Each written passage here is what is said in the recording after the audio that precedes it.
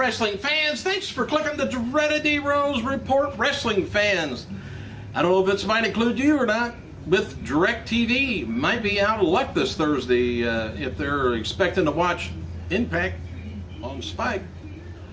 Here's the lowdown. DirecTV, Viacom, parent company of Spike TV, Nickelodeon, MTV, Comedy Central, BET, VH1, CMT, and a lot of other letters. They've been unable to reach an agreement regarding their carriage fees, so the channels have been pulled from the cable service. Previous contract expired over the weekend. So if you can't get them channels right now, that tilts you customers, bitch. I got more on it here in a few. Mixed martial arts champion Chanel Sonnet, which I talked about the other day, who lost to Anderson Silva this past Saturday night at UFC 148, shot down rumors of a potential move to WWE in an interview published on USAtoday.com. Sonnet said he'd go to WWE as a fan, but I go back to my promoter Dana White at the end of the night.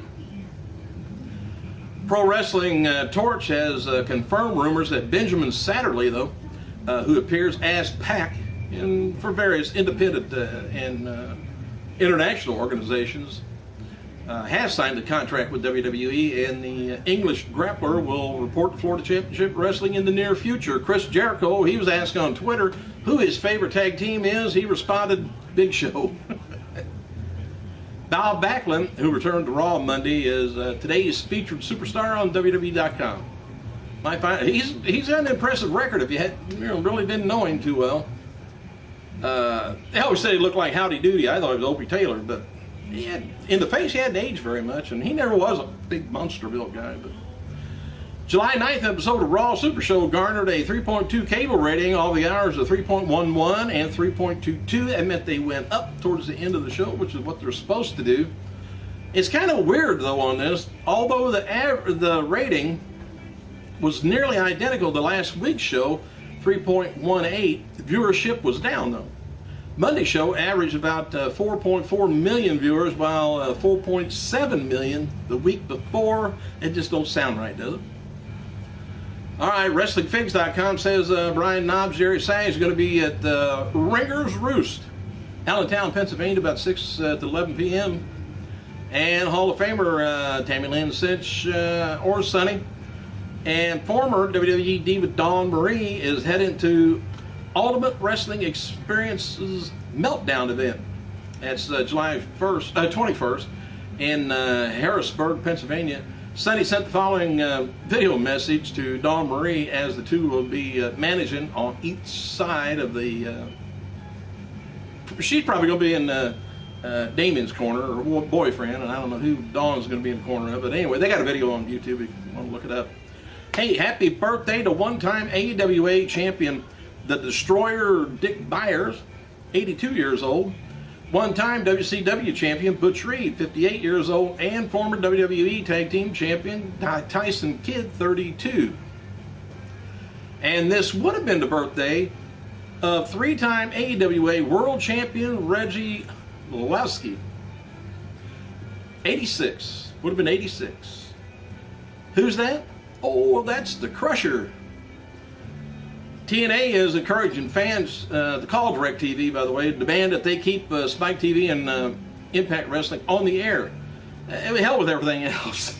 DirecTV and Viacom are in a dispute over money, and all of Viacom's channels are currently off the air on DirecTV. Fans can call DirecTV now, 1-800-531-5000, and tell them to keep Spike and Impact Wrestling on the air. All those other letters of the channel, hell with them. Hey, concerning within WWE, over Raw moving to 3 hours later this month continues. And as noted before, a lot of the people are hoping that the show goes back to 2 hours before January 13th. I don't know why, the first of the year, but at the same time, some of the higher ups in the company are betting on the new Raw format to be a permanent thing. All got to do with the ratings and money. Well, anyway, WWE's main event TV show that debuts in August is also becoming kind of a hot topic The feeling is that most of the main event will start out strong like Superstars, but when the ratings tank, which most believe it certainly will sometime or the other, then the show will be kicked off to the side like Superstars was. They're in fear that it's Superstars just being renamed. We'll find out. WWE taped more episodes of NXT this Thursday night at Full Sail University in Florida. And the latest blog on JR'sBarbecue.com, NXT announcer Jim Ross says that there is talk of having a tournament to crown the first ever WWE NXT champion. Ross wrote, "There's talk about having a tournament to crown the WWE next champion, and if and when it's held, could create some amazing opportunities for young upstarts looking to get noticed, and hopes with making it the Raw or SmackDown roster soon." Heath Slater wrote, following on Twitter, "All of these so-called legends are making me sick. Stay out of my spotlight. 1000th Raw is very soon. All of yous better watch out." And you know what I think's going to happen? All them legends is going to come out and just beat the shit out of him all at once. And as noted before several weeks ago, that Raw officials were planning a big payoff for the 1000th show, where Heath Slater's angle with the returning legends will end. That's the best way to end it, is just them just beat him up. Make him a blonde after that. Hey, there's said to be a lot of excitement amongst the WWE wrestlers about Tyson Kidd's Money in the Bank performance this coming Sunday. Feeling is that Kidd is on a mission to steal the show and get noticed. Why, that would be just awful for someone to go and do that. Before this past Monday's Raw, there was concern that the company could do some kind of injury angle and remove Kidd from the match. WWE's website released several new retro Raw t-shirts, and as noted before, WWE champion Kofi Kingston, R-Truth, will face Honeycomb Camacho for Money in the Bank pre-show match. And of course, Abraham Washington wrote the following on Twitter about #1 contenders Darren Young, Titus O'Neil not getting the title shot. He's bitchy. He said, "As soon as I heard about the tag team match with the pre-show," he said, "I immediately declined the offer. Said my promotions is prime time, not pre-show. Said chumps don't want to face us. You know, we'll go to war." Bill Apter wrote that Finley is officially back into WWE this week. I'm glad to hear. Finley is working as backstage producer. Two sides have been negotiating since WrestleMania 28, but there were situations that delayed the deal from being finalized. How much you want to bet with the money? Ted DiBiase Jr. is giving away 2 tickets to WrestleMania 29, plus travel and spending money for the fans who raise the most money for the DiBiase Foundation. Great angle here. They are taking applications now, and the winner will be announced on March 1st, 2013. More information on the entry forms can be found at TedDiBiaseFoundation.org. Chris Jericho revealed on Twitter that his third-party autobiography will be released in late 2013. Why it's his third party, I would have thought he'd have had more parties about the book than just 3. The latest Bring It Back on WWE website looks like a potential return for Brawl for All. And the shoot tournament that was won by Bart Gunn back in 1998. WWE and Daniel Bryan commented, so would Brawl for All work today? Probably not. There are too many risky things, too little to gain in the original tournament to warrant a relaunch. But for the sake of argument, what if WWE brought it back? Who would win? If Mark Henry hits you with a left hook, you're out. He'd be nearly impossible to take down. Daniel Bryan said of the dangerous superstar he faced many a time.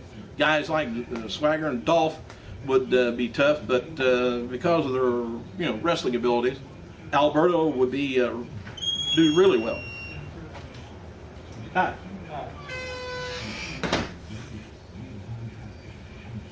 All right, where was I? Anyway, it said it would be difficult with Big Show because of his reach and his boxing experience.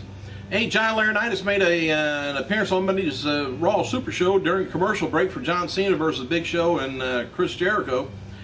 Cena cleared the ring of the ladders, but Laurinaitis jumped the barrier and attacked him. Laurinaitis hit Cena with a chair and got the attitude adjustment in return. So he greatly appreciated it. Also on Monday's Raw, WWE champion CM Punk and Daniel Bryan paid tribute to the UFC 148 main event between Silva and Sano from Saturday night. During the Monday's mixed tag team match, Punk went for a spinning back fist but missed and fell in the corner. Bryan followed up with a knee to the chest, same sequence that led to Silva defeating Sano on the Saturday night show. Yeah, it's kind of an inside joke, I guess. Moments before Raw Super Show went on the air, Dwayne "The Rock" Johnson tweeted that he'll be making his historic appearance on the 1000th historic episode on Raw the 23rd. He says, the People's Champ returns. I promise my gold. Championship. WWE Championship, he says, relentless. CM Punk, who currently possesses the strap, responded by his remarks on Twitter with the following message. He just says, I'm waiting. And AJ paid homage to her days as an independent wrestler on the independent circuit. After main eventing Raw Super Show, she tweeted, proud to say to women were in the main event of Raw, I won't forget I used to wrestle in high school gyms for $10. I am unbelievably grateful. AJ independently competed for nearly 2 years in New Jersey area before landing a developmental contract with WWE in 2009. Came a long way, lady. SmackDown superstar Tyson Kidd, I done told you, turned 32. He still has. And Butch Reed turned 58. He still has. So I guess I'm caught up on everything. Or you are. Hey, thanks for clicking. I gotta go.